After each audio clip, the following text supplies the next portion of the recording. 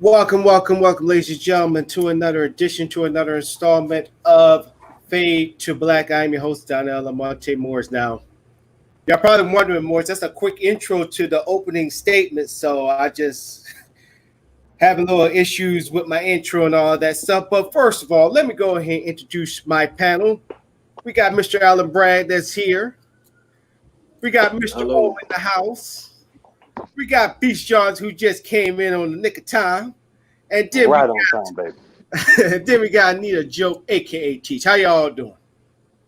What's up? What's Good up? I'm evening, good with everyone. everybody. So since we got started with the with opening statements, today's show is going to be about what happened today and then also through the week, which I definitely got a story that me and Mr. Brad was actually talking about before we came on air, and now I'm about to play the intro because now my stuff is working on my end. And to start us off, I'm gonna have Mr. Bragg start us off.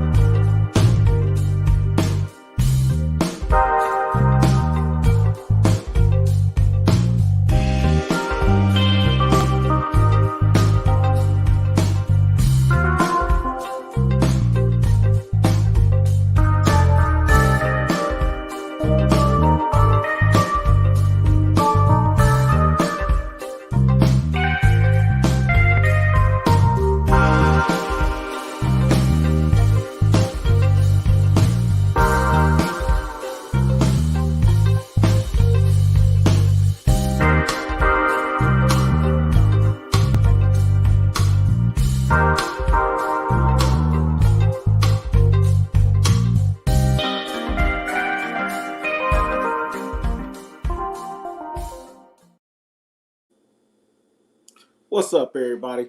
My opening statement is not going to be long. It's very short. Um, just me and the host, Donnell, was talking about some things before the show actually started. And it just prompted me to want to just talk about being aware of your surroundings as a black person.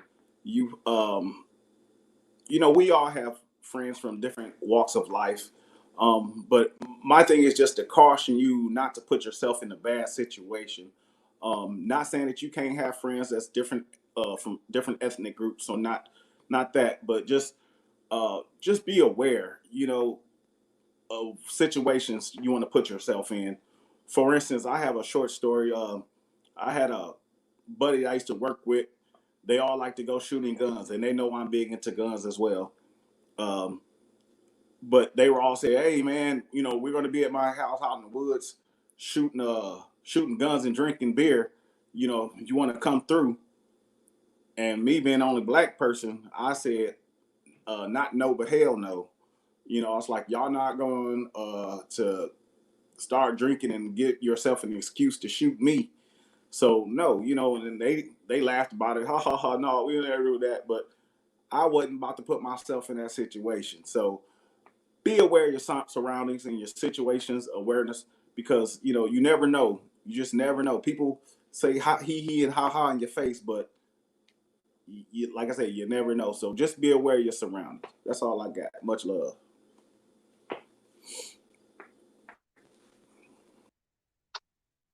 Oh, I'm up. Good evening, one and all.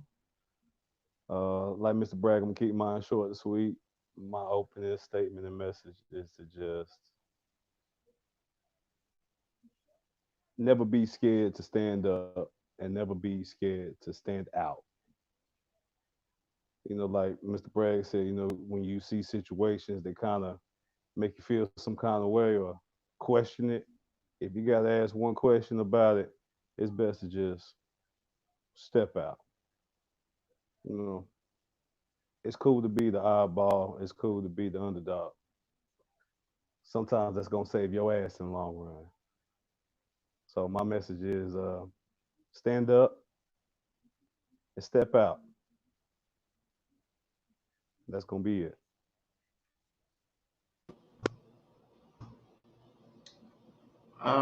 Good evening, everybody. Today on Facebook, one young Arab from Libya, possibly a Christian, showed us a small video of black women from south of the Sahara, possibly West Africa, with their little girls and their hands tied together in modern day slavery. And it was showing the horror in protest and asking why the world is not seeing that. They are called animals. They are not treated as human beings. It also reminds me of a Nigerian girl that cried out from Saudi Arabia a few months ago. She eats with the dogs, and the children of the Arab call them, "You are animal, you are not human." If we are not organized, if we are not focused, there are black people all over the world that will pay the consequence. So it's better we organize ourselves and we stand for justice that must be based on justice, not the color of skin. That's all I have to say now.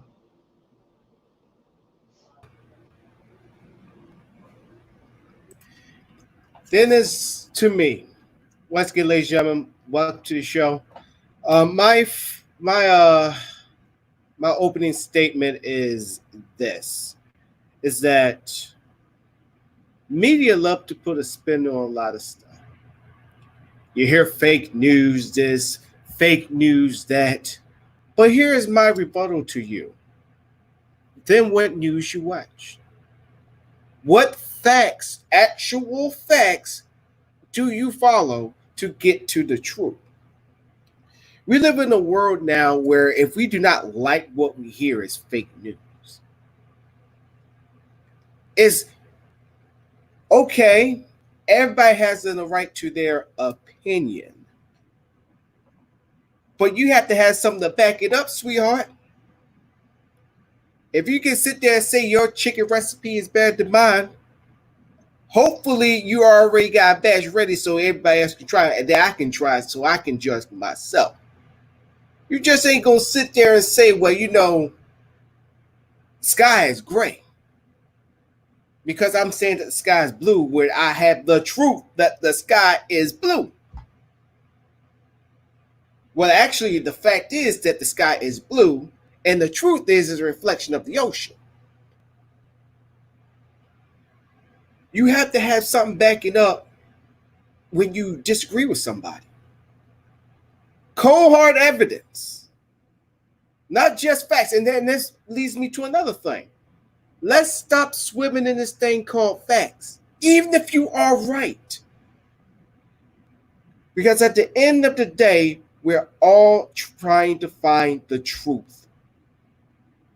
Like they say, the truth will set you free. The facts don't. Facts will only lead you to the truth. And I know I've been preaching on this show forever.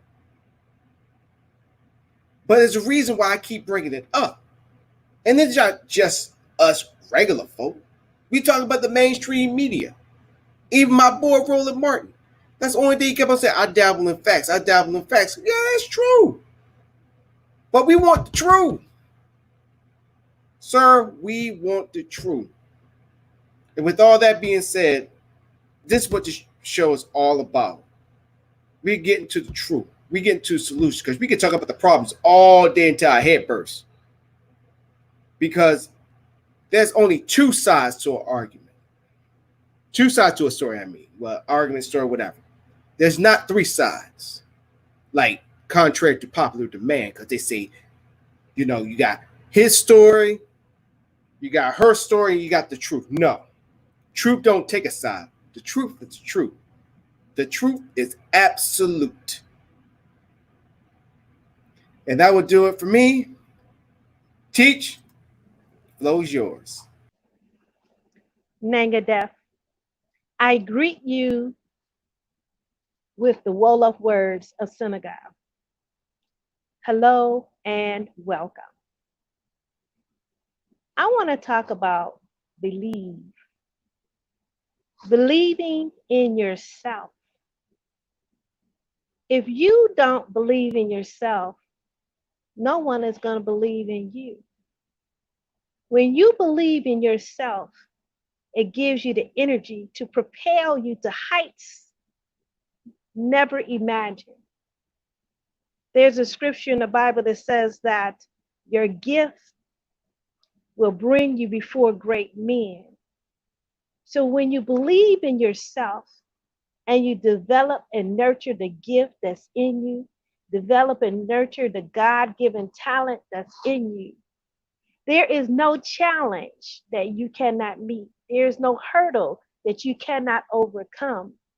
In America, we do have racism, but racism is a challenge. It is a hurdle for you to overcome. It's not a place for you to be stuck, but it's a place to recognize and strategize and believe in yourself to achieve the ultimate goal and dream of your life. Believe in yourself as I believe in you.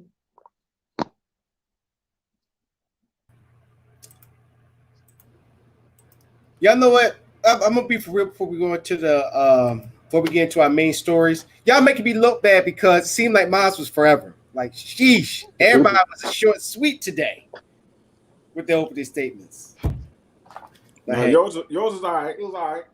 yeah, because it seemed like I'm the one that's sitting there because I don't have the timer today. I think today I'm not gonna use the timer, but if I feel like you're going a little bit long, then I will just pop in wherever. But today I'm not even gonna time it. But let's get into our main stories because this next one, me and Brad, like he was saying earlier, we was talking about it, and I think it needs to be addressed.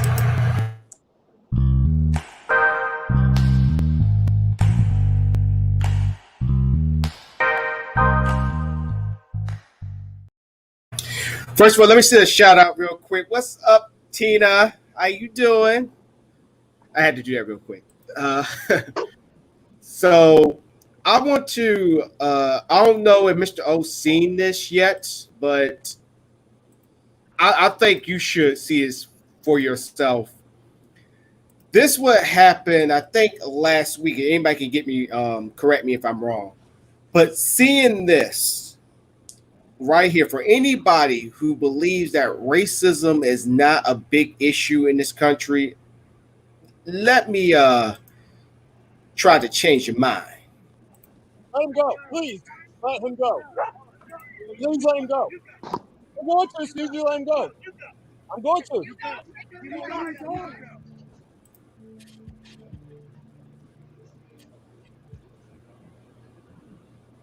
I'm John Hamilton. I'm the mayor of Bloomington, Indiana. Sunday night, I saw videos on social media that showed a member of my community, somebody I know, experiencing just horrific violence, attacks, terrifying to watch, no doubt 100 times worse to be in, terrible racial epithets, conflict, really angering me, also infuriating me. I learned through the video and then subsequent activities that there had been a conflict not in my city, but near my city at a lake in a state-controlled area of this kind of awful racial hatred erupting. That's what you get. I do know Vox Booker. I've been mayor for 5 years, and I've probably known him for 5 years, and he's been a very active member of the community. I care a great deal, and I want to help my residents have justice. And of course, we want to stop this kind of thing from ever happening. It's a terrible reminder that racism, we're a very progressive city, democratic city, progressive, liberal. We believe in inclusion, but in our community, we know we have hate incidents every year. We know there's racism in our community and around our community, and we can't pretend that's not the case. I don't know what would have happened in the woods around Lake Monroe if there hadn't been other individuals there, if there hadn't been a video taken. Pray that any terrible episode, horrific interaction like this ends at least with as little violence as possible. There's obviously violence, but I don't know what.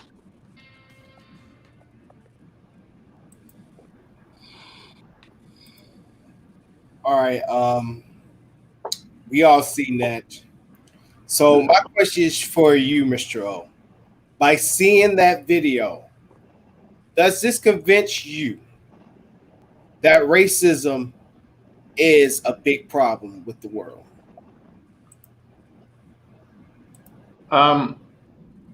What I've seen is very condemnable. There's no doubt. I have never ever doubted that there is racism in the world. And also, I have never doubted that there is racism in the United States of America. There is no doubt. Where we may differ is how to tackle it. But there's a human problem. If you look very well at the white man, fat white man, he's not a normal human being. He's not a normal human being. That is where we begin from. How did a man grow up to be like that? There is something there. Such I know. It comes from a mentality, from the childhood. But that person is nothing.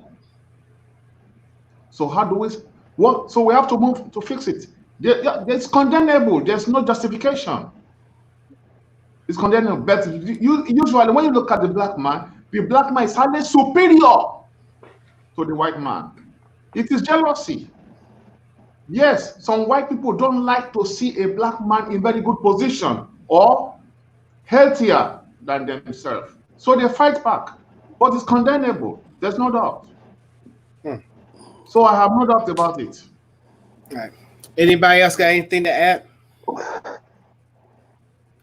To me, this is just. I would just like to say. Go ahead, T. Oh, Um, yeah. Y'all jump in. Hopscotch. Go ahead. Jump in here. Ladies I would first. just like to say that these occurrences are so frequent, and throughout history, and even still today, we as mothers and fathers, we teach our children how to interact with the other race. Whether we send them to school or work with, or however they come in contact, we teach them how to interact with the other race. And the problem is, I'm just going to say it plain, the problem is not us. The fixing of the problem is not us. The fixing of the problem is the people that perpetrate. The perpetrators are sick, and they seem to lack something in their DNA gene. The ones that utilize this form of hate. And the onus is on them to make a change. There is no love that you can give them. There is no freedom of the mind that you can give them, because that is not how they are DNA encoded. Their DNA encode will tell them, and their response will be, ha, we were just having fun. How is it fun to take a person's life or to threaten a person and put them at a place that they're about to lose their life? They will laugh it off and say it's funny. There's different characteristics for each race. My race does not find that type of situation funny. But if you go on Twitter or Facebook and look at the posts of people of that race, they will say, oh, we were just having fun. It was just kicks. Fundamentally, there is something wrong. And it is their problem to fix. But we, as I've said so many times, understand when I say this, we push the envelope of diversity. We teach them what is missing in their DNA. And hopefully one day they will get the lesson that something is wrong and something is missing inherently in their DNA makeup when they choose to do evil and vile things. And I'll just say this: we study the Bible, we take a pretense to know what it's saying, we take a pretense to know the difference between good and evil. We study the devil, and we know that the devil comes to kill, to steal, and to destroy. At least we take that knowledge and we repeat it, but do we apply it? If we applied that knowledge, then we would look at the children of the devil and not assume that all children come from God. The people that kill, that steal, and destroy are of their father, the devil. You have to use simple algebra. 2 plus 2 equals 4. The devil kill, steal, and destroy, and his children kill, steal, and destroy. Okay, Beast Johnson, you up? I was gonna say this is a sad tragedy and a reminder of why black people have that talk and why black folk in the South have always had that talk. You know, don't put yourself in certain situations. Don't be the only black person in any scenario when you out in public. Make sure you always got an alibi. Make sure somebody saw you do something and there's some kind of record of it because of situations like this. And this is a good example for those that never got that talk or never understood why black people have to have that talk, because you have individuals like that. That reminds me of situations I grew up with, just walking down the highway in the country back to my godmother's house and having some white dude in a pickup truck off the highway in the country with miles and miles of tree line offer me a ride back up the street. And I politely turned them down.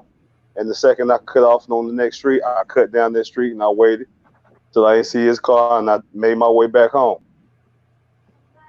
I just had to be on the safe side. He could have actually been a nice person and gave me a ride.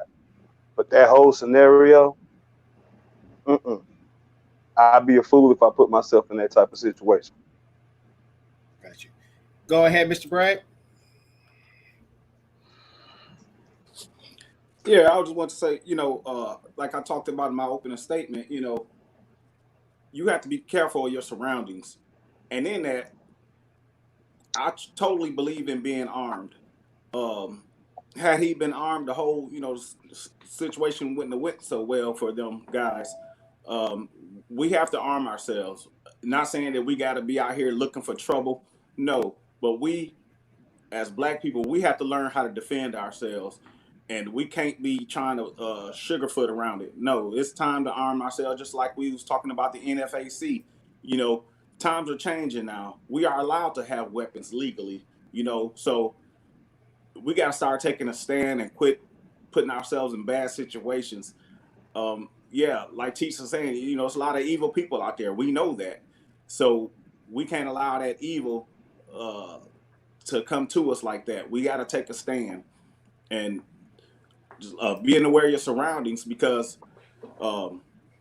especially down here in the South where I am in Tennessee, I tell you, we see Confederate flags flying from vehicles all the time. We, and I'm not gonna put myself in those situations. I'm gonna put 2 in your ass if I have to. I'm just gonna tell you straight up. So, and that goes for Indiana, California, wherever you at. Make sure you're armed and be prepared to protect yourself. Straight up. If I could add something to Mr. Bragg's point on arming yourself, for those individuals that aren't gun happy or don't like guns or just geeky like myself down from South Carolina and known for them blades. Hello to my dog, and he just wants to show everybody his face. Yes, I love you too. That's all I was saying. I'm quick for a blade. I'll be honest with you. If the situation go left, you must be armed. If you can't have a gun on you, keep a knife on you. Cut them quick, cut them clean, and before they can get to the gun, you got to escape. So I want to let me add a bit. Okay. All right, go ahead. America is a country built on violence. It has been for years.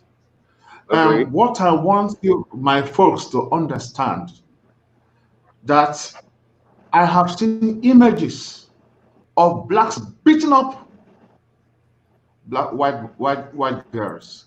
So let's not stand for justice and condemn evil, no matter who perpetuates it. That is the only way we can be free. You said truth will make us free. We have to condemn evil and never ever justify it. What we have seen is evil, and we all have to participate in cleaning it up. All right. I agree with you, sir, but we always must remember this is a war that we are in. There's no doubt. Is peace. We want peace. We want peaceful, communal, interchangeable lives. But I agree. We have to acknowledge that there are some entities, and history has shown us there's some entities and there's some people that you got to go there. You have to be that warrior. You have to be that samurai on the battlefield to stand for your convictions and to achieve that true peace that you want. And that's where we're at right now. To have war, you must make peace. Yeah, I agree with you totally. But what I'm saying is that justice must not compromise. We stand for what is just and condemn evil. That is true. Well, but we cannot say that violence is that's not what we do. All right, so go ahead, Teach. Right. I just wanted to express this. We all have ways, have developed coping mechanisms, and one of my coping mechanisms is running away. When I had the opportunity to go to Africa, and if you've never been, it's something that I can't tell you. It is something that you will experience. As soon as you get off the airplane, the atmosphere is totally different. The atmosphere is light. It is it just feels good. That's not to say Africa does not have problems, but the tension that we deal with every day here in America is you just wash yourself away. You just separated from it. And so when I'm in Africa, I don't have the fears that I have here living in my country. And I didn't know how heavily it weighed upon me until I went to Africa. And I'll say this one thing about South Africa, because you all may not know, but I've traveled to over 28 African countries. I can't even count how many European countries, 4 different continents, but specifically 28 different African countries. And one thing that I'll say about South Africa, everyone has a different personality. But we rode the train. It was a 26-hour train ride from Pretoria down to Cape Town. And during that ride, I felt the majesty of God. I felt the power of God just sitting on the train, looking out the window. And I stayed in a area called Sea Point.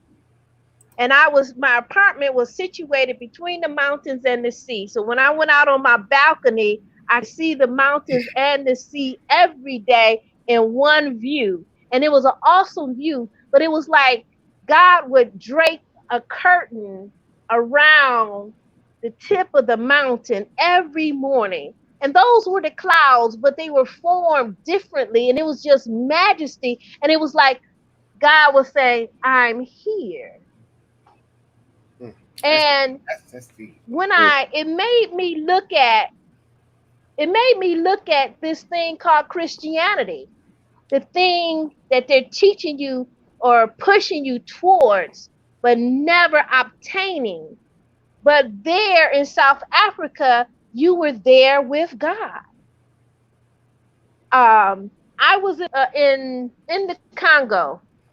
I had just left an African Union meeting, and I was taking a bus ride to the interior to get to Angola.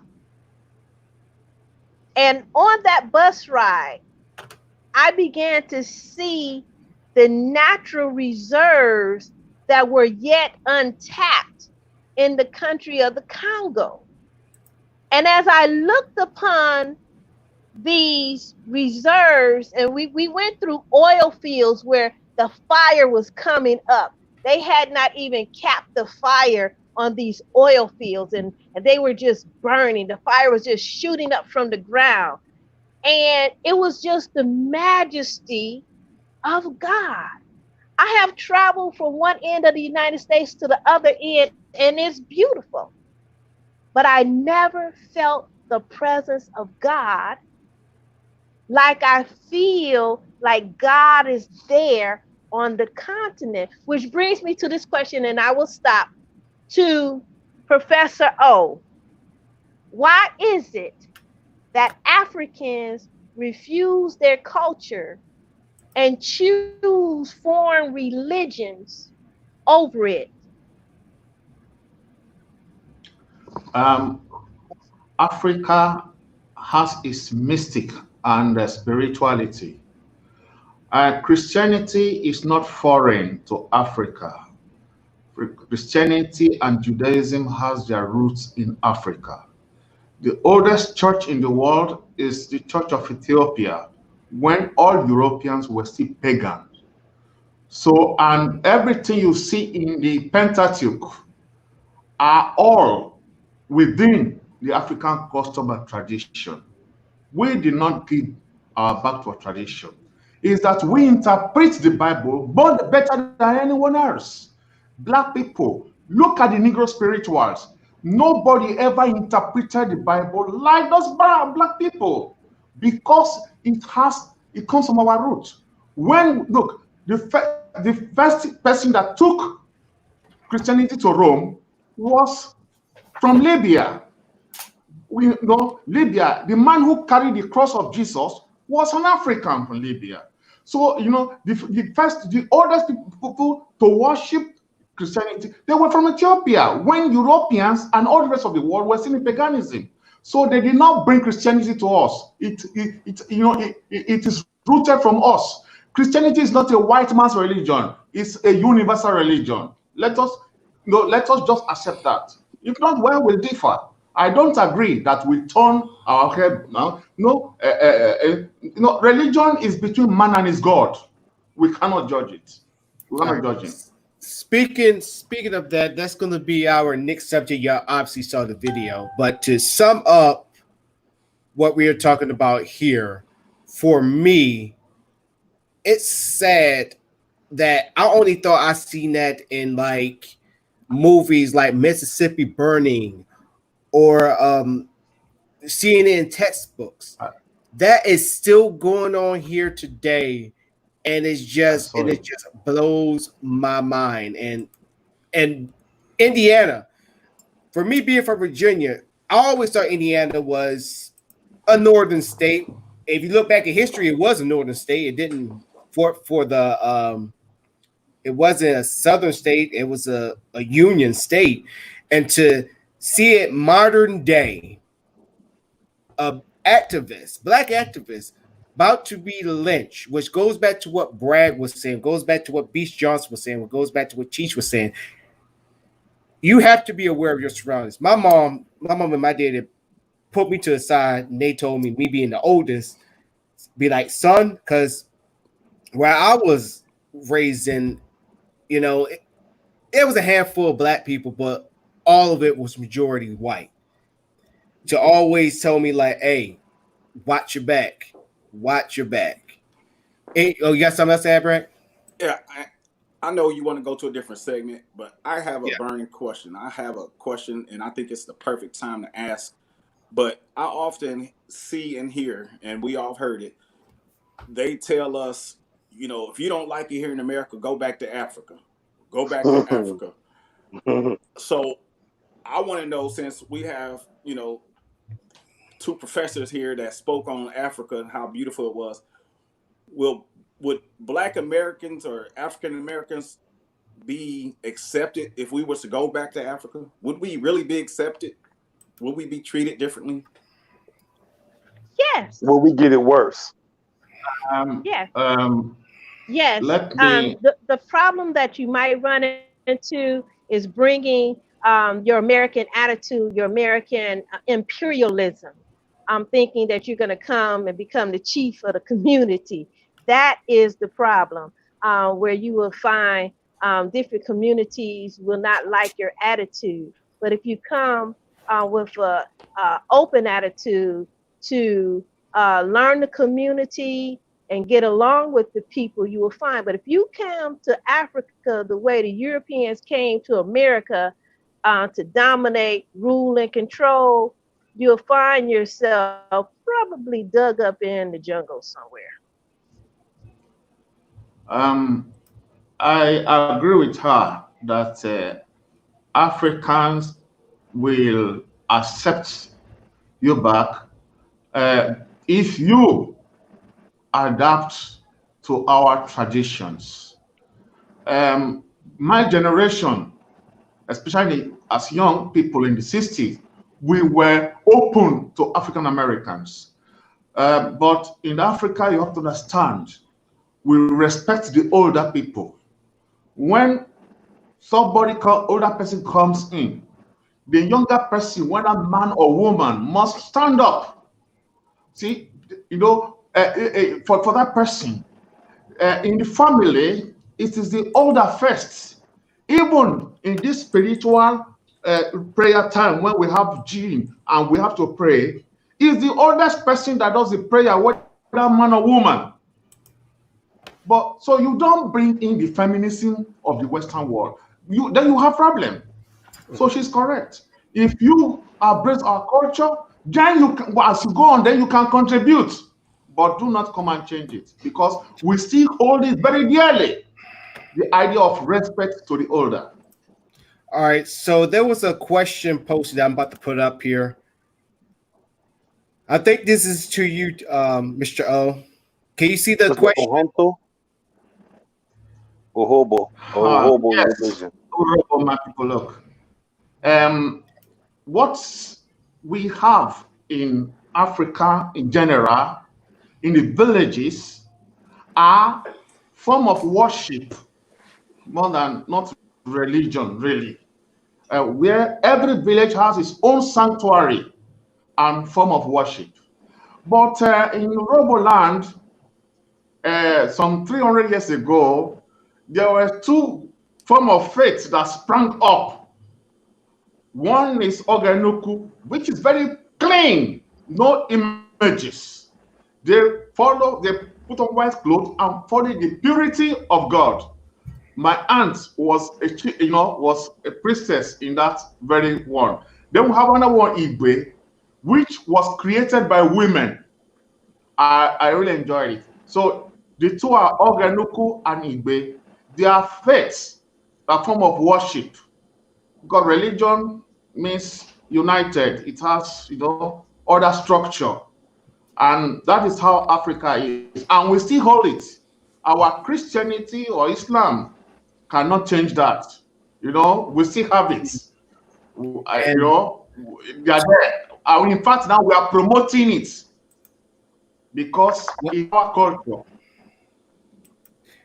And to go back to what Smith said, I mean, if they try to kick me back to Africa, but I'm saying this. In the words of Angela Rye, we built this country for free. So now let's go on to let's go on to the next one. So this happened on the 4th of July weekend. I know we're a week off, maybe week, 7 days, whatever. So Minister Farrakhan was supposed to do his 4th of July address. Fox, let me say that again. Fox was supposed to air it, but then had second thoughts and they did not air it. None of the black networks like Bounce, TV One didn't show his speech. So for me, and I know I'm gonna get a lot of hate and criticism what I'm about to say, but guess what? I keep 100 in the show. There's a lot of things that I don't agree with Louis Farrakhan, but taking his speech away and having it shown to everybody, I have a big issue with that. So I'm just going to play a part of this, and we're going to be back with the rest of our commentary.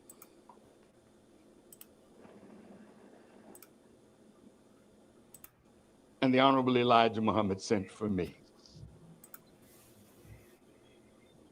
When he sends for you, you either done something right or you're in deep trouble. I didn't know what to expect that morning. So I met my teacher at the blessed 4847 South Woodlawn Avenue. He took me into the living room and he said, "Brother, I was in the audience last night and I saw your performance. You're very good at what you do, but your greatest gift is in the spiritual." He said, "Would you give all of that up for me?" I said quickly, "Yes, sir." As if he might have been surprised that I answered so quickly, he said, "You mean that you will give all of that up for me?" And I said it again, "Yes, sir." And that was the end of my musical journey, but the beginning of a spiritual journey that makes me the man that I am today.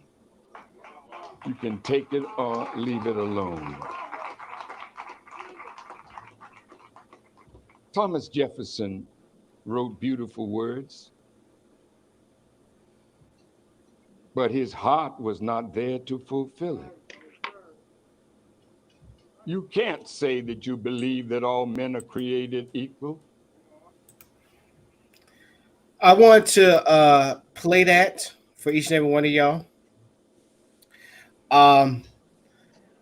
Like I said, I'm gonna be for real with y'all. There's a lot of things that I don't agree with Louis Farrakhan, but I respect what that man has, things that he said and his work for the black people. But it just disheartens me where we live in a country where hate speech is now known as free speech. But then when you have somebody like Louis Farrakhan, who probably did say his things about the Jews, he did say his things about the gays and all that stuff, and you don't give this man a platform.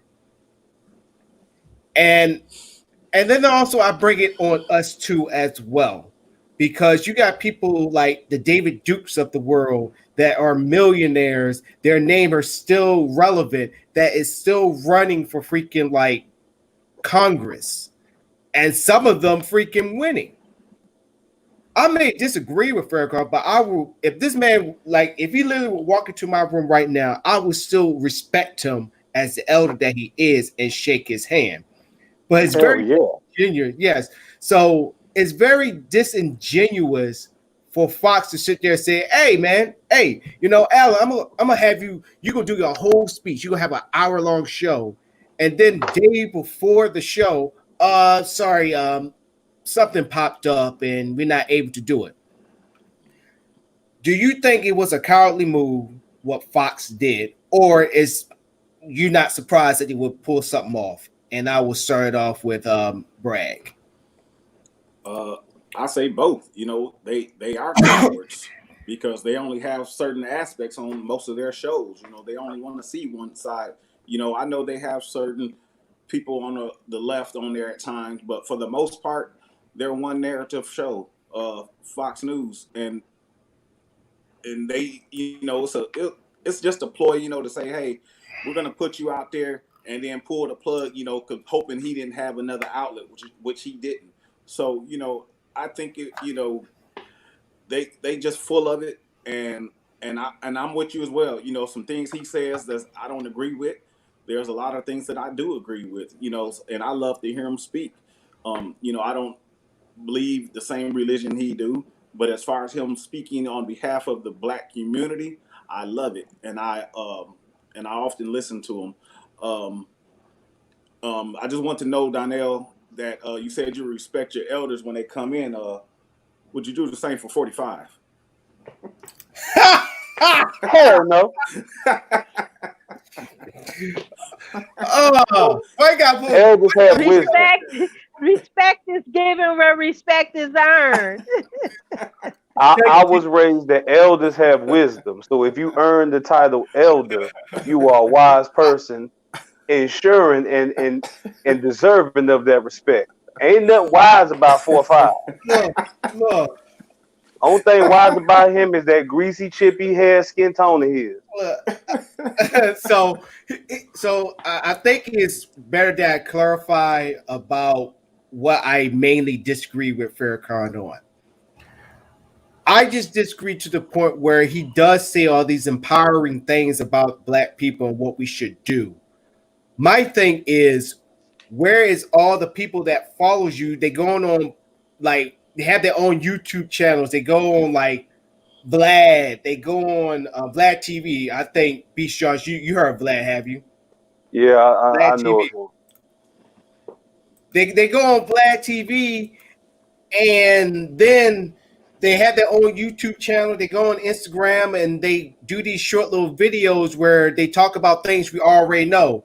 You know, there's something wrong with the water. You know, Flint they still don't have clean water. They tell us these things that we already know.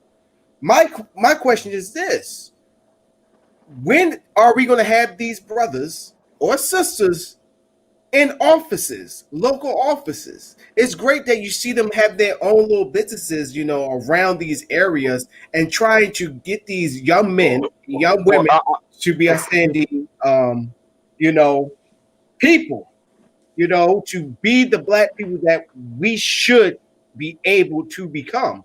But we need them where it really matters.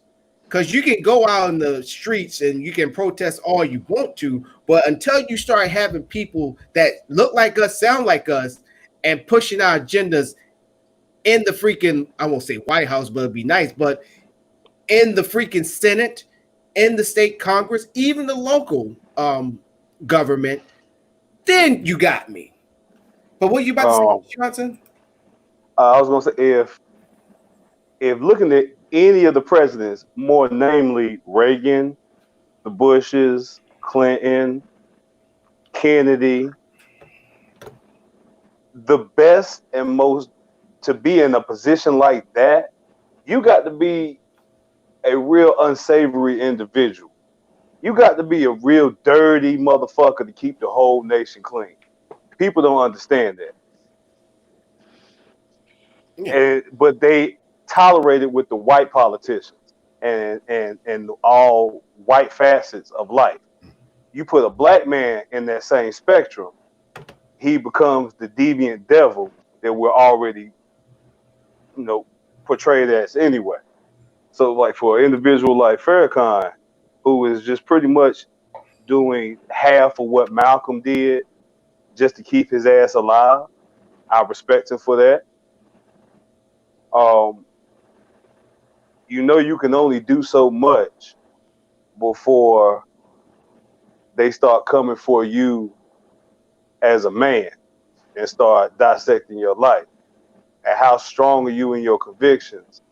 And to answer your question about like why those type of individuals aren't put in, don't go into that type of position, I give you the same answer I give people when they ask me, you should be a politician or you should be a lawyer or a lawyer. I said, no, I'm too honest. I'm brutally honest, and I will tell you exactly up front what's going to go down and how it's going to go. If I was a politician, I'd tell everybody up front, I'm taking bribes from everybody. All three sides. My side, the side against it, the side for it. I'm taking bribes from everybody, baby. So when every move I make, you don't know who, if anybody, influenced it.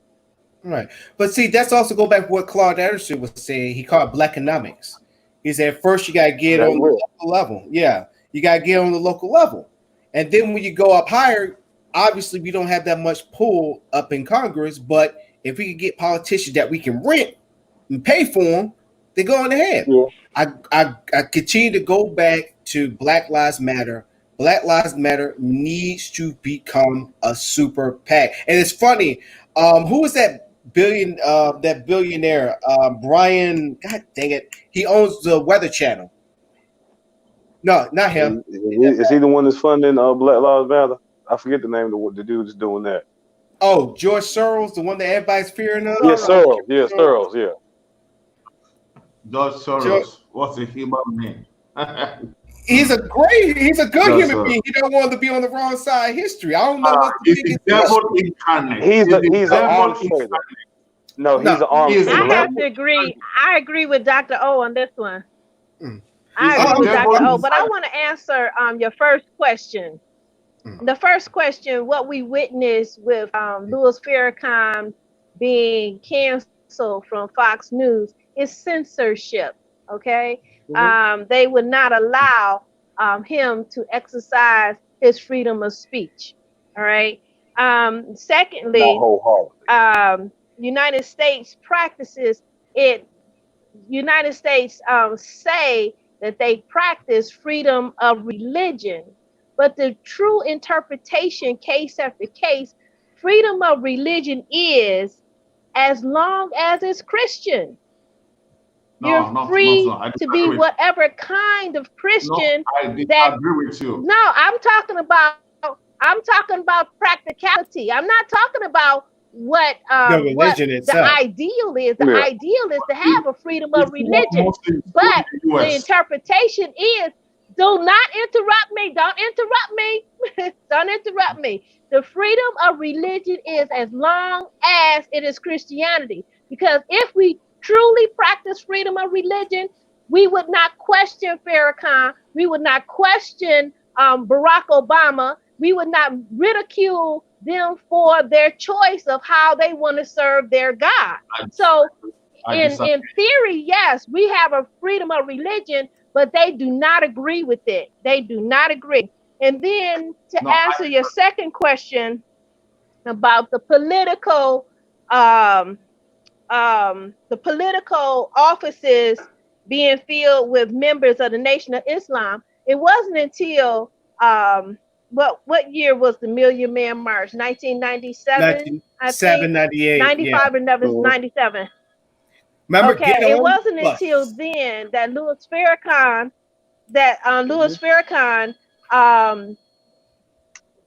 changed part of their religious practice. Up until then, the Nation of Islam did not participate in voting. They did not have their members vote. So it was at the Million Man March, that meeting, where he realized that they were a political voice that was unheard because their members were not registered. So therefore, from that point on, they began to get their members registered to vote and take an active part in our politics. So that's why you do not see them actively engaging in the political structures. So I would take a guess that in the future that we will begin to see them begin to participate in that part of our society. Just recently here in the state of Michigan, we have a lady representative that is of Islam. So they're coming into politics. and she's very hot and vocal, but she receives so much hate because we are a country of religious freedoms. They hate her because she is Muslim. Islamic. They Yeah. hate her because she is a Mhm. Muslim, and she got so much flack for that. So when I say that we as a nation say that yes, we have the freedom of religion, the caveat is as long as it's Christian, because if you are Muslim or pretend to practice any other faith, you are questioned, you are scrutinized, you're put up under the bus, you're distrusted, you're seen as an Mhm. enemy of the state. And Oh, you have to know this. There's one thing to write it on paper, but the carrying it out, the function of that phrase does not exist in these United States of America as of today, July the 13th, 2020 at 8:27 p.m. Eastern Standard Time. Dang, she went through all the days and the Yeah. time. Now, Yeah, Mr. and O, those let me elaborate when she says that. When she's saying that in America, the actual infrastructure is based off of religion. The more people that you have of your religious favor, the more favor you have in that land. And you see that in the political schemes, politicians often use wholesome Christian values, pleading to those of a higher religious nature than others. Religion has always been there. If all you have to do is question a person's religion when it comes to politics, and if they don't believe what the majority believes, it doesn't matter how qualified they are, doesn't matter how potential and benefit can come from them being in that position. The simple fact is their God is different from your God. And to elaborate on that point right there, when people say my God, your God is my God. My God is your God. God is one entity. We call him different names because of the history that we were brought up with. Which If you I'm gonna take, add. I'm go sorry, go ahead, go ahead, ahead. be Justin. But I to was add gonna say on like, to, yeah, I was like anybody that's taking that spiritual path will know that certain pieces that are missing out of the King James Bible, you find that in Confucianism or Buddhism, and vice versa. If you start to study other religions, you start to piece things together and get a overall picture of things. Even with the Bible, there are pieces in the Bible that are taken out that paint Jesus in a completely different light. All 12 disciples wrote about him, but we don't see the scriptures or the writings of all 12 disciples. which adds on to the George Soros thing, because with those politicians that's pushing out those good Christian values are just like George Soros, like the Mercers, like the Koch brothers that's Yep. endorsing these fellas too. So if we're going to sit there going to throw George Soros in the water, you might as well throw Throw those 'em Koch all. brothers, throw the Mercers, throw the Bushes all up in there. That always push no. every time they go Throw into the the Trump. Midwest. Let's Yep. go ahead. Every Throw the every Trumps in there. every time when they go into Midwest, what's the one thing they always say? Well, we got to go to the Bible Belt because that's how we're going to win. And that's why the Bible Belt right now, as it is to this day, has always been Republican. And say Louis Farrakhan, just say Farrakhan, or accidentally say, like, when you try to say, can I get some pecan? You just say Farrakhan. You will have people just look at you like you're crazy. Trust me, I know. Mm-hmm. I was in Kentucky. Yeah. I mentioned Farrakhan, and they go completely crazy. And I'm Just not Sir, meaning I like am that. from just North like they thought Carolina. just like they North thought it was Carolina is the wrong. buckle of the I Bible Belt. They thought it listen. was Go ahead. wrong Look, trying to the, say the, the, Obama the scripts was of this original Hold of on, the hold Holy on, hold on, Spirit Mr. scripts. Hold on, Mr. Yeah, What go you ahead. say? Go ahead, Brad. Go Go ahead, ahead, I Brad. we was can saying, hear you. people point out to saying this Obama, they were trying to say that he was a Muslim, like, oh no, he's a Oh Muslim, yeah. like that was wrong, He's Yeah. they want to portray, people here in America want to portray, that Muslims are all terrorists and it's a bad thing. That's just a religion, but they can't practice it freely because they always portrayed as terrorists. It's not just, a religious freedom here in America because they always want to paint a negative picture. if you're not Christian. Exactly. Go ahead, Michelle. Look, yes. As regard the script of the scripture, the originals existed because they were written both in Hebrew and Greek. The originals are there. You can find it in Vatican City. Israel has it. Also, all digitalized. So that's a different thing. And look, as for Farrakhan, I knew Farrakhan during the O.J. Simpson's case. After listening to him later on, he's not a model to follow.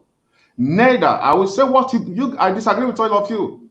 I have to say my mind. Neither Al Sharpton, neither Farrakhan are the models for blacks to follow. As for me, an African, Obama was a complete failure. One day I will let you guys know why. So I would prefer Almonte running for political position. I would prefer you, Almonte, running for political position. Look, forget those ones. We need new. Look, the black leadership has failed.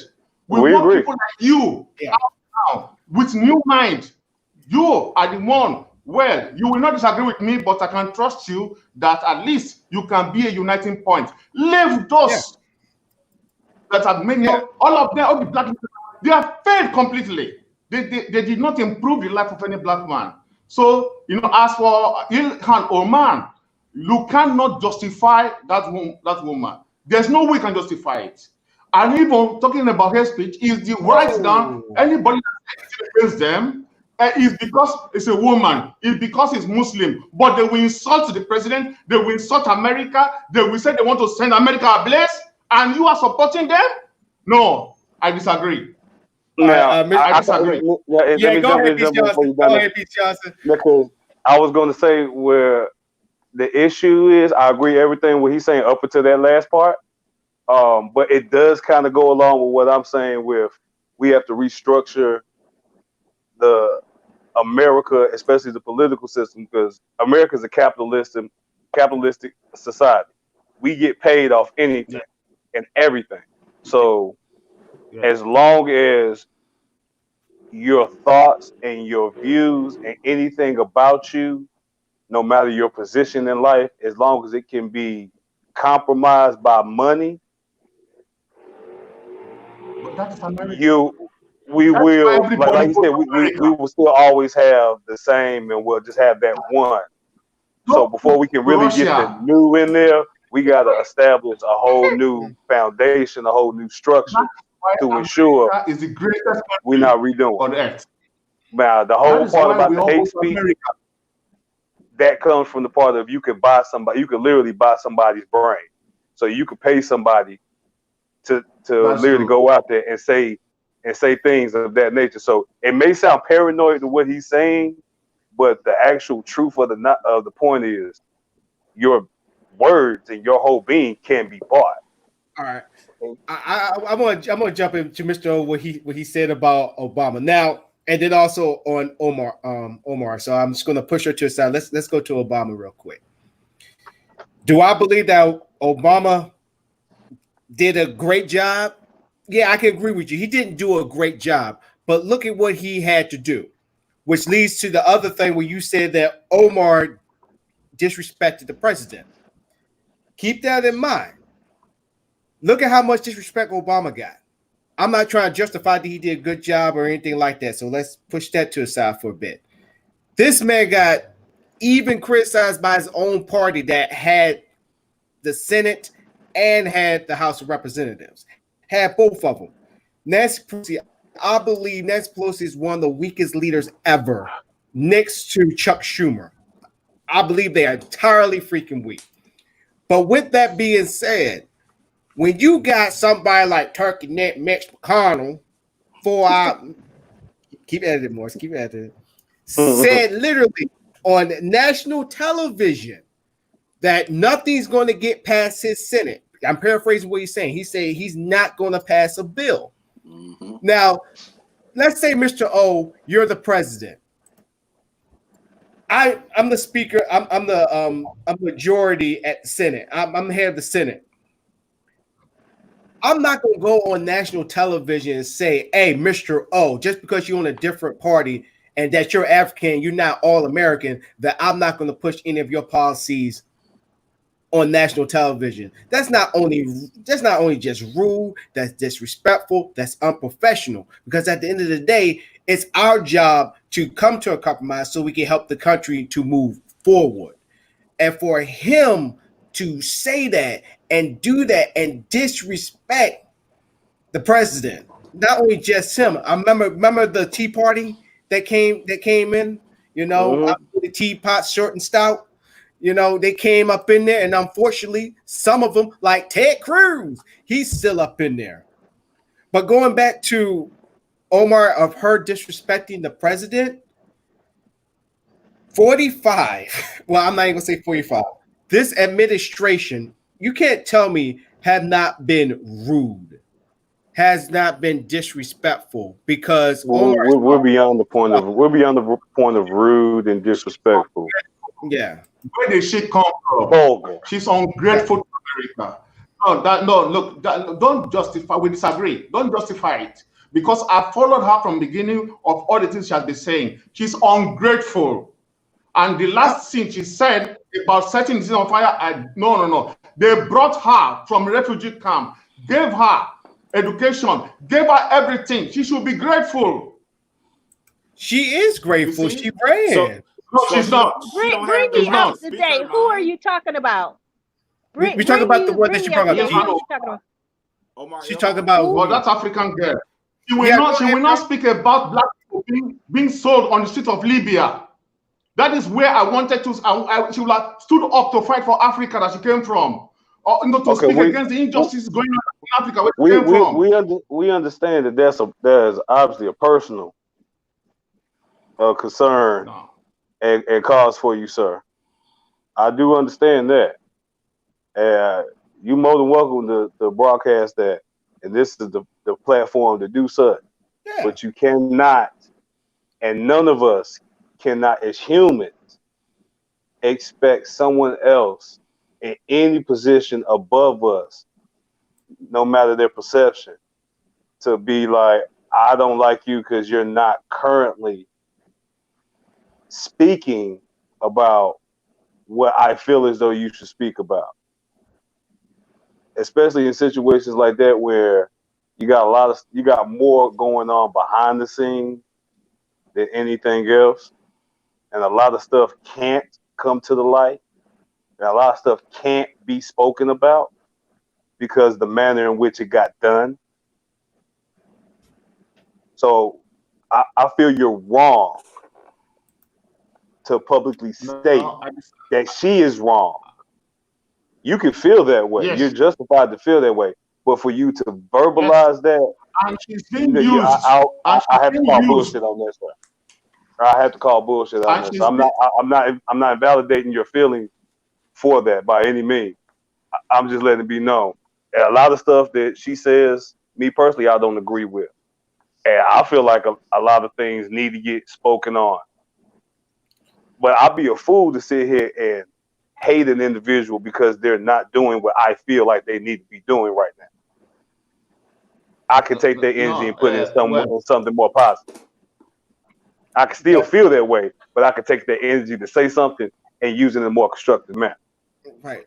Brad, do you have anything there? Because you were about to say something and then everybody else started. Yeah, I see it. No, I forgot now. Go ahead. Yeah. So Teach, we talking about the politician that's in Michigan. That's who we talking about.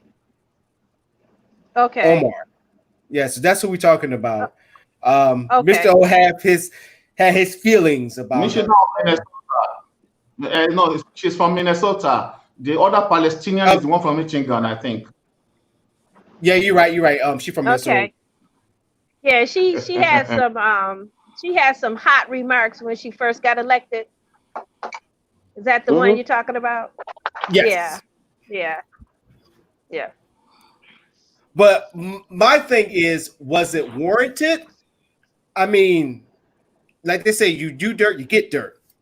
I'm just going to keep it at that. You know, I'm just going to keep it at that. So, but since we are, go ahead. I think she could have said what she said in a more dignified manner. As a person holding a public office, I don't think that they should use any form of profanity. That was my only issue with her, because I do believe in the freedom of speech.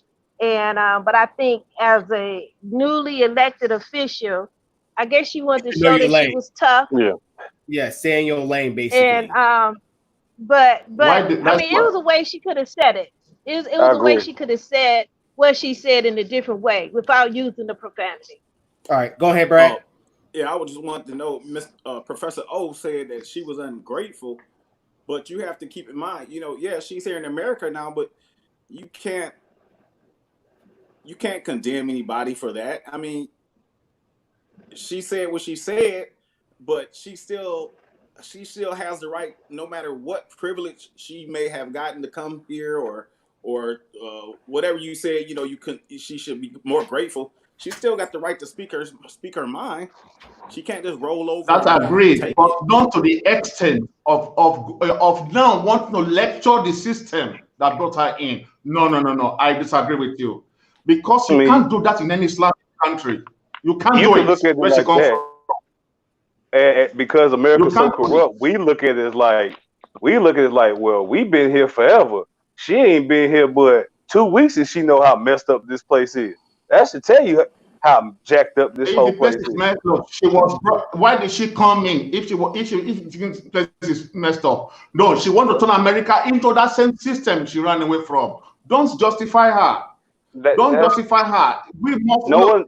Okay, I have a can't read her question for you, mind, Mr. so O. I'm not going to assume her actions or her drive for anything. All right, so I have a Africa question, again Mr. lost O. another opportunity. Africa again lost another ambassador. all right, What were you about to say, No, Teach? no. go ahead, Teach.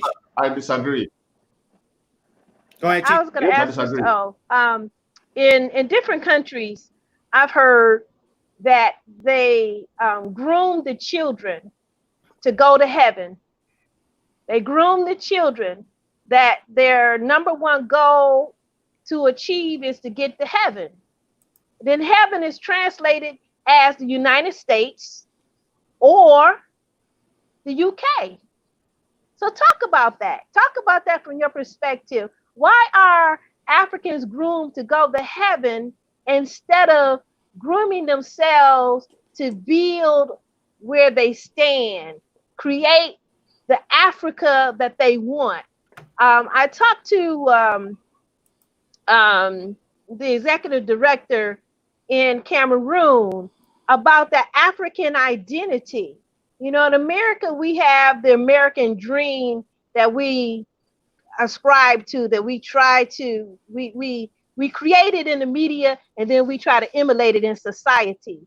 And there's a big disconnect, but the world sees what the media portrays and not what the country actually is. So tell me, shed us some light on the grooming of the children of Africa to go to heaven, and why.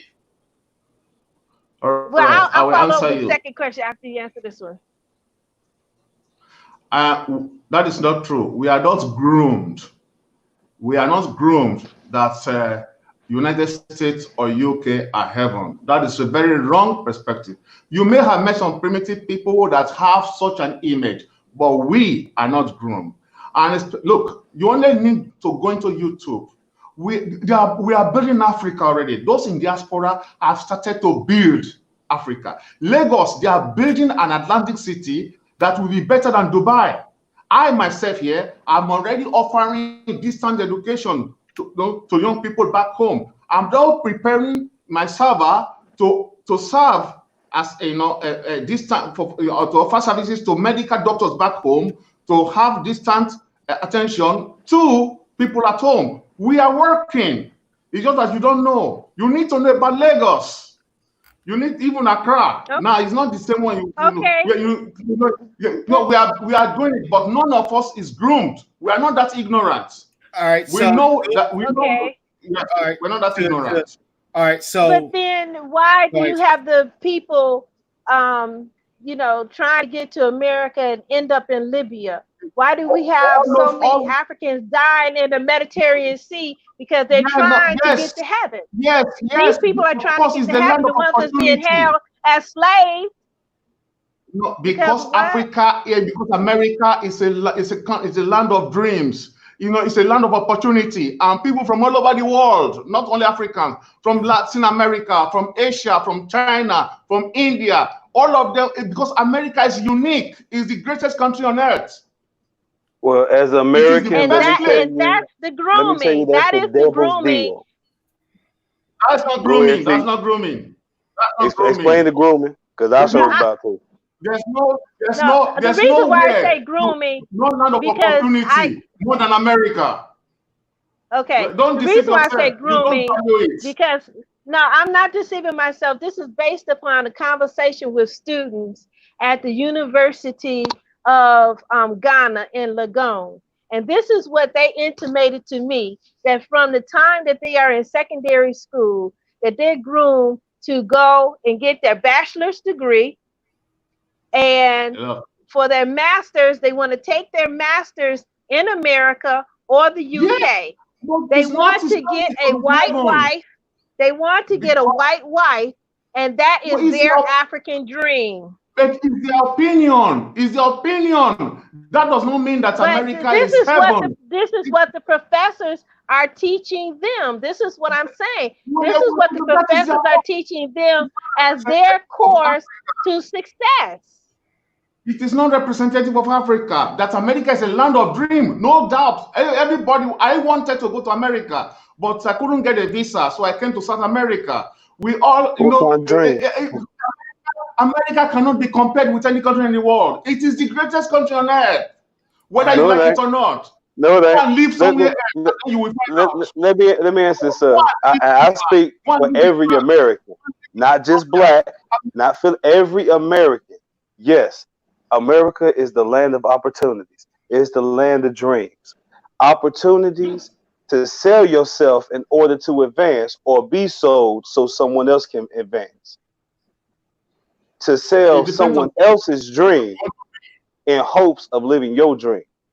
These are the dreams and opportunities that the vast majority of Americans go through, whether they're natural born or whether they're naturalized citizens or second generation. They get here and they realize they have more opportunity to be used and abused than they have to actually do something for themselves. You get here and you find out the only dream that's actually being fulfilled is the dream of those ahead of you. And the only dream that you're fulfilling is making sure that you can pay your rent. Many quick fix dreams. Millionaires in the US. Many Africans are millionaires in the US. I know about it. Many Africans has been so much. Look, there is a woman in Nigeria down that is on the internet port. She became a millionaire in the US and went back to Nigeria to invest. Many fulfill those dreams. But in Houston, I've been told that the best medical system is owned and run by Nigerians. You know, this is what I see. There's one doctor in the US that had built this village, built one skyscraper that is going to be a hospital for his people. They made it. Many go there. George Soros made a lot of money in the US. He's from Hungary. America is unique. There's nothing we can do about it. I want you to go back and ask each and every one of them individuals what they had to do to get that. So let's there's many success stories from many immigrants from around the world, as well as those that are born here in the United States of America. But one thing that I have witnessed and observed is that whenever a person leaves their country, somehow or another, the stars follow them, whether they live in America and they go to Africa, South America, or even to Europe. Any person that leaves their homeland is successful. So that is for everybody across the board, no matter where you're born. All right. I've seen that with my own eye. All right. To bring everything back in, because we went from Omar to her being privileged and her being an immigrant and all that stuff. And I want to go back to when y'all said that y'all thought it was rude for her to say what she said. I'm sorry. I'm going to have to take a different view from y'all. I don't see it as rude. I'm happy that she went up in there guns a-blazing. Look here, ladies and gentlemen. I understand the forgive and forget, but I'm done with forgiving. Those Tea Party guys, they came up in there. They went up in there guns a-blazing. You went to their rallies. You saw the what they did with Obama's picture and all that stuff, lynchings and all that stuff. I'm like this. If this new progressive movement comes and they do the same exact thing to the current administration, I'm not feeling bad. I'm sorry. I'm probably hurting a lot of people's feelings, but I've always said the same thing personally. I'm telling you, run for political office. Leave those guys. We want a new face. Yeah, I've always said personally, if somebody don't like you, give them what they get. Run for political office. Yeah, run. But see, offer the change. Yeah, offer the change. I mean, you gotta do it sometimes. Yeah, I mean, if I'm giving you the same energy that you're feeding me, so I'm gonna give it right back. Like, it's disrespectful. And this is the one thing that killed me for the Obama administration. You remember that time when he went to that one governor, a female governor, I forgot what it was, I think it's governor of Arizona at that time. He gets off the plane. She didn't greet him with a shake hand. She pointed at him, literally. And he got praised for that. She got praised for that. And I think she ended up losing that next election, I believe. But the other one of my root of my annoyance with Obama is that he went to Egypt. Instead of hearing African science in mathematics and algebra, he called it Islamic. I was annoyed. They were African. The son of an African could not be proud of his root contribution to science and technology, to knowledge. He said Islamic. Oh, that's the finish. That's one of the reasons I campaigned in the American community here for Obama. But when he got into position, the deep state and the establishment swallowed him. On my webpage, you will see what I published, Obama's speech in 2007. I was saying the change has come. So Obama refused, he just turned his back to Africa. I will explain these things one of these days. My issue with Obama was that he was afraid to be black. Yes. I felt that he did not serve the African American nor the African community. He was afraid that if he gave in, that he would lose his place of privilege. And this is why I talk about you cannot sell your soul. When you are in a position, that is when you have the power to affect the change.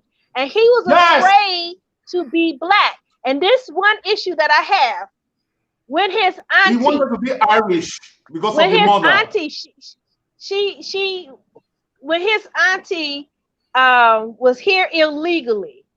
Yes, I remember. As the president of the United States of these America, he could have took her story out of the media, get her papers straight, give her a position in the White House so she don't even have to go outside and meet with the public. But he didn't have the balls to do that. Yes, that's what he did. If he had not sold his soul, if he had not, well, I won't say sold his soul, if he had the balls to stand up in his blackness, he would have said, my auntie is my only living relative. He sold his soul. His daddy was dead, his mama was dead, his grandmother died, his grandfather died. She was the only living senior close to him. Mother. She could have had a wing in the White House. She was the mama. She did end up getting her papers, but she still died a tragic death somewhere in New York or whatever have you. She should have been in the White House. So that's the move that I feel that he failed to make, and that was indicative of what he would do for the Africans and the African Americans. All right, so let me play devil's advocate for all of y'all. So we're saying that he didn't do too much with the black community, and also I'm seeing it in the comments as well. But let me play devil's advocate. What did we ask for? What are the things that we wanted him to do? Who put those in front of him? What was the things that, hey, Obama, we want you to jump on this, that needs you to do this? We can say that he didn't do it, but we Other can't than say Trayvon, No. other than No, Trayvon, nobody can honestly say anything. He knew what's supposed to be done when he was running, but when he got in, he did not do it. I said, I have his speech on Father's Day published. Obama knew that the problem of the black community is a question of fatherhood. He said it. Look, Obama gave a speech which was of a revolution in 2007. When he got into position, he did the opposite. I feel like a good portion of us already knew anyway. We kind of knew, all right, this dude actually got a chance. I could actually like be that black person to say, I saw the first black president. Okay, I'm gonna vote for him. Do I honestly expect him to do anything for us? No, not really. Not on his fault. Just because most of us knew that he was just pretty much a puppet. He was a means to an end. He was a statistic. As long as America's been up, it was bound to have somebody else other than a white male run the country. In order for the country to continue, you needed to see some kind of diversity as the leader. So it had to be a black, and then it had to be a female. Like the next one should be a female or somebody from the LGBT. You have to start showing diversity now because America has been here, and there's so much diversity in America, but it's not represented by our leader. All right. So for me, when I was putting out there saying devil's advocate, you know, like I said, it's a lot of people that will sit there and say, well, you didn't do this. You didn't do. I could be like, I'd be like, Cheech, you didn't put as much tomato sauce on this pizza as I wanted. And she's looking at me, well, you didn't say anything. And I believe sometimes it's easy to bash Obama for that. But then also you got to take the good with the bad too as well. Look also what he had to work with after. Look what he had to do after. Let me tell you one thing. No, let me tell you. Before you get into that, Mr. O, go along. Hold on. Listen. Go along with Donnell saying. Go ahead. Follow me, Mr. O. Now look, he didn't do anything when he didn't have the when he had Democrats running Congress. He didn't get anything passed and get anything through. I already clarified that Nancy Pelosi's weak, and she's still weak. But also, his biggest Achilles heel goes back to what Cheech was saying. He was afraid to be black. And then also by him doing that, he kept, hey, Republicans, hey, I got this proposal for the ACA. Do you want to look at it? And remember what Mitch McConnell said?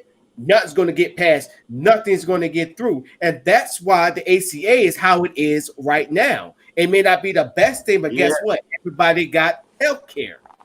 I'm not saying that Obama was terrible for black people, because if we're going to look at this administration, look how it is now, nothing has changed.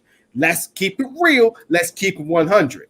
So what I'm saying is Obama wasn't that terrible, wasn't that bad when it comes to black people. So let's keep it in perspective here. Yes, it was great seeing the black president coming in, but going back to what Beach Johnson was saying, it was just, we just knew that he wasn't going to do anything, but it's great to see that one of our own was we knew really he couldn't do much. That was the thing. As Obama, as a black president, black people knew he couldn't do much. We didn't feasibly expect him to do a whole lot.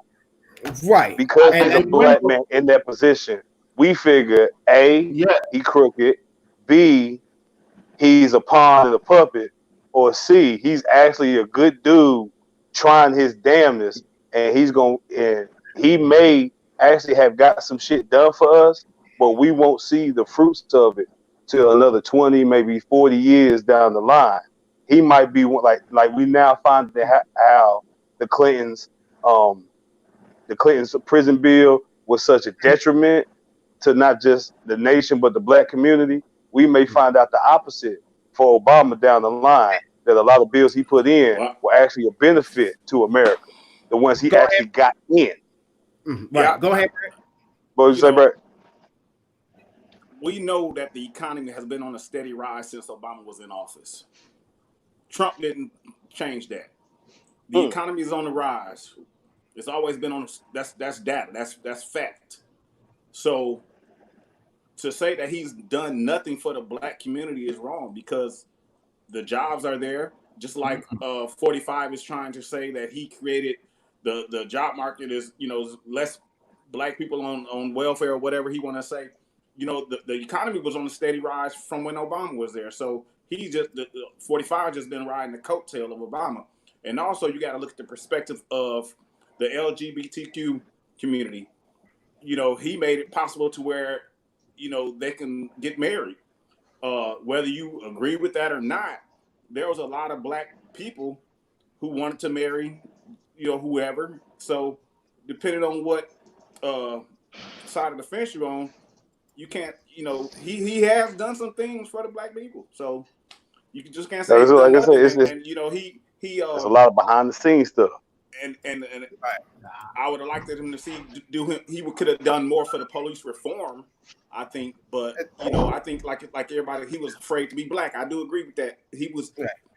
I think he tried so hard to stay neutral to where he forgot too hard, a century, that he forgot to do more for the black community. But to go back to what Donnell was saying, look at the hell he got. Obama is the only president that caught national scrutiny because he decided to brighten up his suit. The man decided to wear a tan suit, and they crucified him like he came out the bathroom with a 4-year-old. But everybody that wasn't his child. I remember seeing them do hour-long debates about tan. It's a tan suit. My man looking quite dapper. Yeah.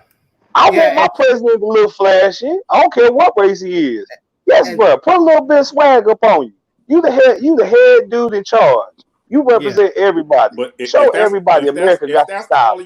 If that's the only scandal you can have on him, then so be it. You feel me? Yeah. And let me go ahead. Mr. O, I'm gonna take your energy right now, because I understand that you seem like I know you're frustrated when with Obama and all that stuff, and everybody, trust me, we all are. Black people feel your frustration. So you're not the only one on this panel, Mr. O, that got that frustration. But also at the same time, you gotta take the good with the bad. And going back to what Smith was saying, because yes, ladies and gentlemen, we do read your comments when I put them up on here. Yes, he was a centrist at best. It's like he just tread that line of like, I don't want to upset it was mainly more to the Republicans. I want to upset them. I got to bring them to the table and all that stuff, knowing that, we still got the House of Representatives. No, at the time, no, I'll take that back. At the time, they did not have the House of Representatives, but still, it was like he was just towing that line. I don't want to offend anybody. I don't want to make anybody mad on the Republican side, because they're going to say more stuff about me on Fox News, because Fox News raised through the roof. Like I said, man, you see the hell he caught over the tan suit. So like as a child, you get the mentality of, if I get in trouble, if I get grounded for 2 months over a lie, I can only imagine the hell my mama gonna do to me if she find out I got a C on this paper. You feel what I'm saying? Like I caught all this scrutiny just because I changed my wardrobe. Imagine the hell I'm gonna have to go through if I actually put something into effect that I know a favorable portion of the nation is going to go against. Yeah, that's why that's the drive behind him to just orders. But he already saw that. He already saw that his executive orders weren't going to go. He knew that whatever I put in the order, by the time I leave, and we seen that with Trump, by the time I leave, they're going to do everything they can to reverse it and wipe me out of existence. And that's what Trump's doing now. To you, Mr. O, your response? Come, Mr. O, let the energy out, Mr. O. Let the energy out. Release, sir. At a better time, I will narrate, because I campaigned for Obama in the American community here like mad. I almost lost all my white friends in 2007. I was lost all my white friends. Hey, that's real though. That's real. And, That's That's real. real. and on the election day, my son was watching the television celebrating. Look, what happened is this. He told his sister, the elder sister, was the one who revealed what our sister Anita was saying. That when she traveled to the US, and then Obama gave his sister a list. He said, you know what? You think I'm going to do what I want to do? No. They told me, if you want to be president, you must do this. So I agree. That was before the election. That's what he told his sister. So from that day, he changed his speech. The Obama gave some good ideas on how to solve the problem in the black community. I have the speech on my website.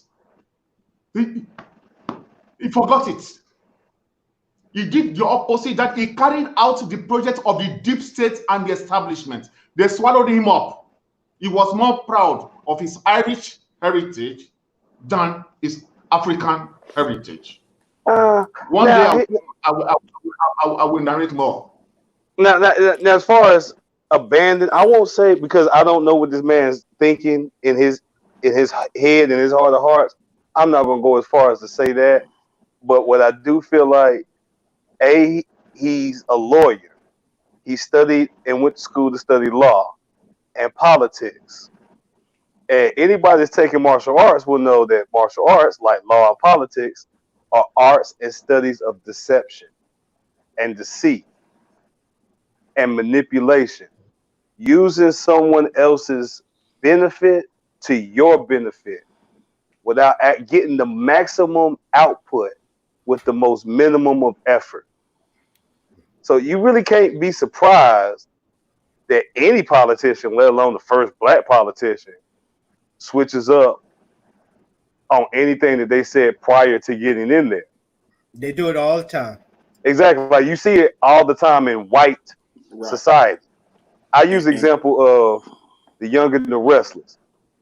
Anybody that grew up with grandmas and senior citizens, you had to watch the soap operas. And if you watch the soap operas, you saw a lot of stuff that you grew up with if you grew up in urban situations.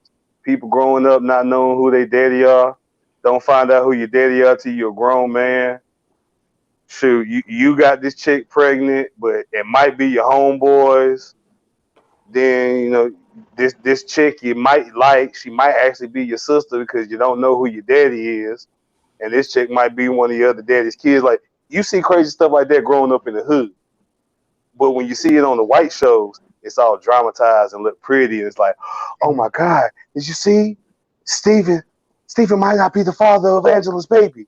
Girl, I got to watch it. And what about Victor? Like, you see it all the time in white society. But we're programmed through the propaganda to accept it with them and disagree when we see it outside of any other race but white. Yeah. He ain't doing nothing but what he saw his white forefathers do. But because he a different shade, it looked completely different when he do. And you know what? I'm gonna put her video up, Teach, because when we was talking about Obama and I was doing the devil's advocate, you was sitting there like, just like, really? So I got to know, like, what were you thinking? Go ahead, let us know. Well, I think I just have two incidents. One with the auntie, I feel that he failed his family on that note, because if you can't pull your closest relative to you and you're in the highest office in the United States, fundamentally that's a failure. Then the second incident that I felt that he had power to do, but he was, like he said, like someone said that he was trying to be neutral, was a police brutality issue. And the situation with Professor Henry Louis Gates and the police officer, he brought him, to the guard, and they had a beer, a kumbaya moment, but it did not solve the problem. The problem was racism and him being targeted in his own home. He's trying to get in his own home, a celebrated professor.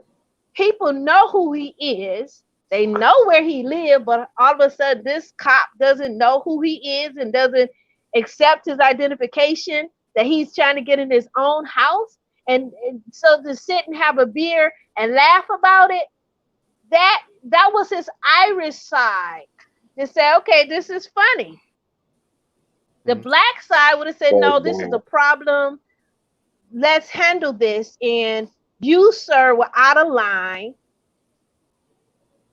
Take a note. You're in the college community. College professors live here, and they give you their ID and show you the address. Problem should be solved. But because you have some type of personal vendetta, you escalated the problem. And I just feel that he went totally wrong on that issue. As the president, people follow what the presidents say. We learned under President Obama, if it's good, people follow good. We learned under number 45 that if it's bad, people follow bad. So that is the role of a leader, to lead the people. If you lead them in the right direction, they will go. If you lead them in the wrong direction, equally, they will go. The reason why we're having so much problem with racism unhinged, is because the leader is saying it's okay. When he makes the statement, we want to make America great again, he's talking about that period where whites dominated and could get away with murder. He's talking about that period of time where blacks were relegated, okay, and were disrespected. That's the time period that he's talking about. So when he said, let's make America great again, that is the number one racist statement that can be made in our nation at this time. And that's why these people feel like they can just do whatever they want to do.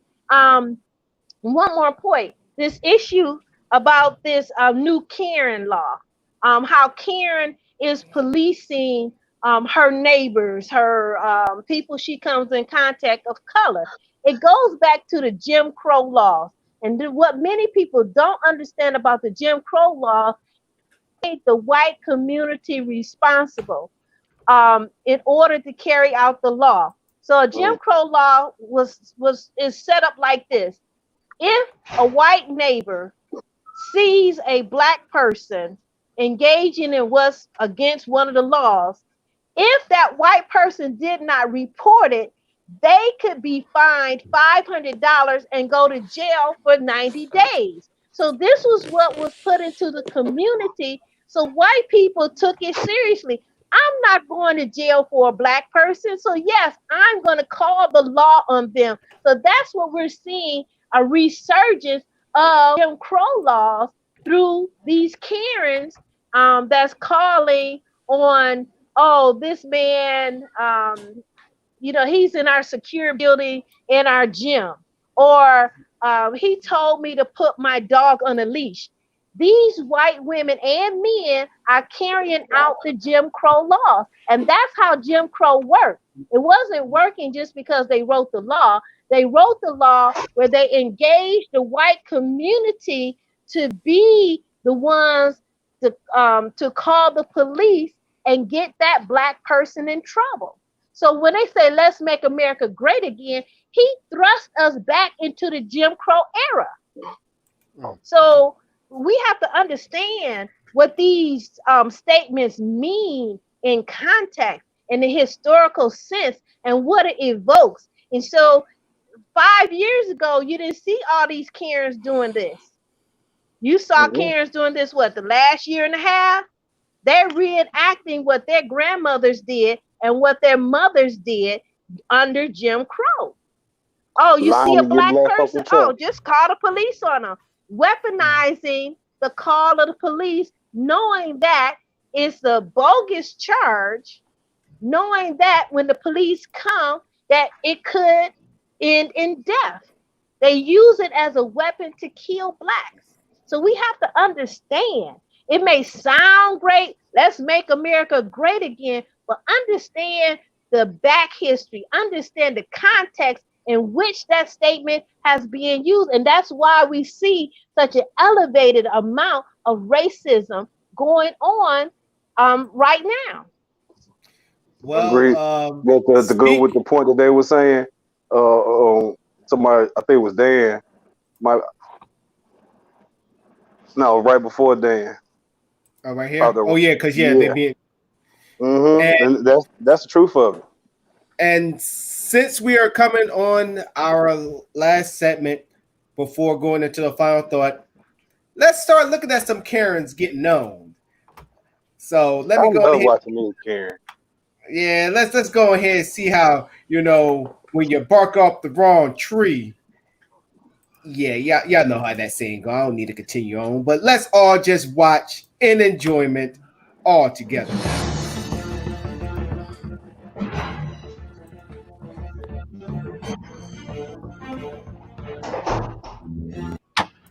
And I got you on video that you're destroying my car. Thank you. Get the fuck out of this neighborhood. You fucking shit. Yep. Cool, lady. Call, please.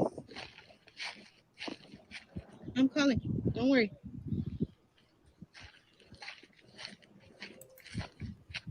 Could have told us. Hi, I'm at 10408 Glade Avenue.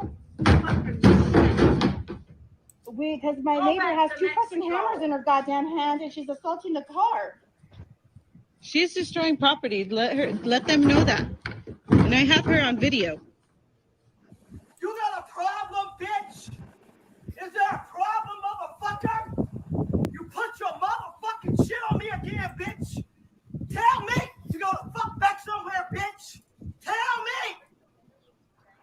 me, bitch. Tell me. Oh, that's that meth right there. Shut up your fucking ass. You understand me, bitch? I'm not a motherfucker to be played with. Do you understand me, bitch? So you fucked up your car, bitch, and you think that shit is cute, bitch. But it ain't, Becky. Motherfucking racist, bitch. You racist motherfucker. I'm sick of you bitches. I'm sick of you bitches. You understand me, bitch? Do you understand me, bitch? Well, hey, go. All that I gotta say is when you hit the hornet's nest, don't expect that you ain't gonna get stung. I'm just saying. But other don't than that, nobody and not expect a fist fight. That's all I got to say. Yeah. There is a mental Well, they've been problem. used to us not fighting back. They have been used to us not fighting back. There is a mental problem in America, there that woman is mad. And she got what she deserved. And that one, I stand for justice. It has no color of skin. That woman, she's mad. I just look at her. I live in a white country. The way she is, she's not sane. Yeah, she's what they say. Go ahead, Michelle. She's not sane. She's not. She got what she deserved because what that guy did is the only language she understands. I was female. A female put them paws on her. That was a female put them paws on her. She got what she deserved. And Mr. Owen, that is true. Let's just say she's one fry. Well, I forgot the damn saying. Just went out of my damn mind. Damn it. Other than that, let's go ahead and get to our final thoughts. Mr. O, you're up. Well, hold on, let me go and get the intro. It's been a very good program.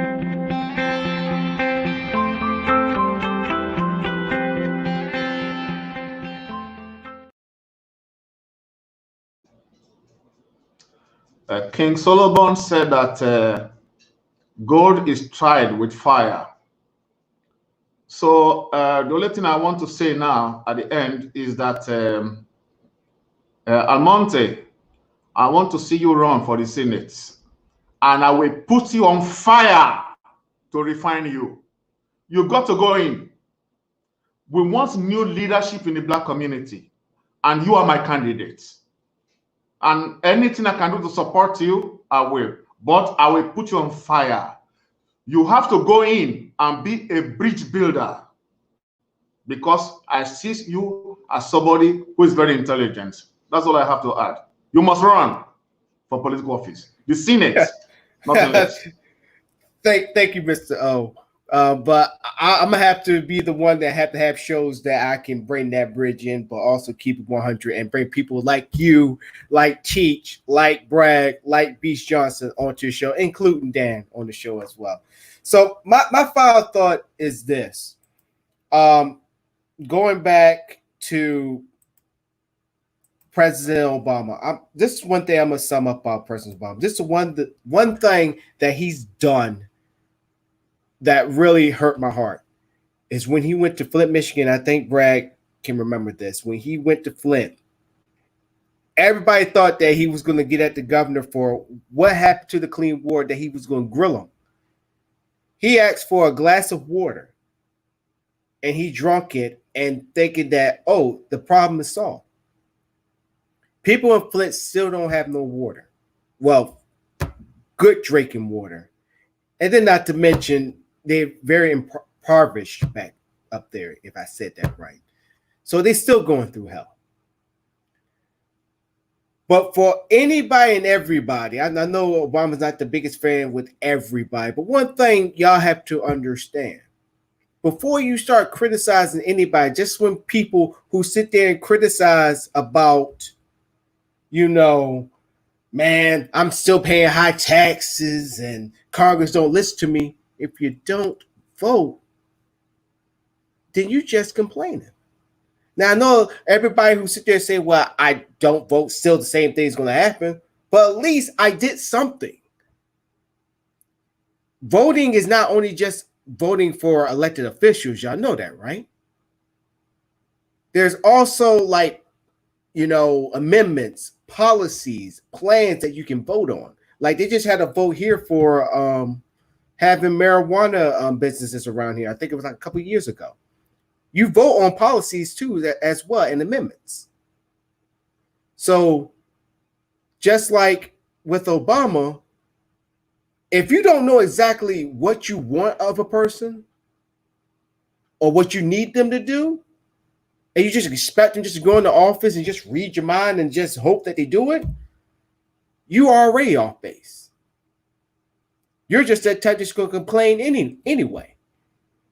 It's no different than a person sitting there and saying, hey, man, you want a beer? Hey, surprise me. Hey, you come back with the Michelob Light. Man, you know I like Bud Light. How would I know? You didn't say anything. You didn't say nothing.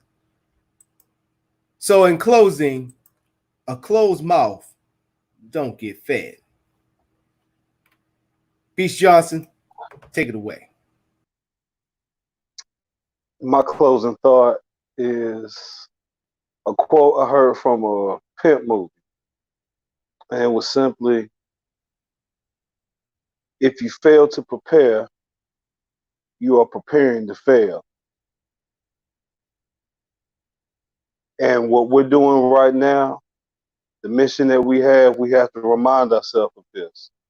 We have to make sure that we are properly prepared for every avenue and every facet that this endeavor takes.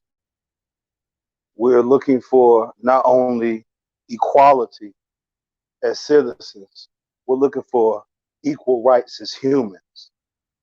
And to attain that and achieve that, a lot of things, good, bad, ugly, unfavorable, and unwanted, and sometimes unwarranted, may be necessary. Are you prepared fully to go into this endeavor to achieve that goal? Because if you're not, you're just preparing yourself to fail.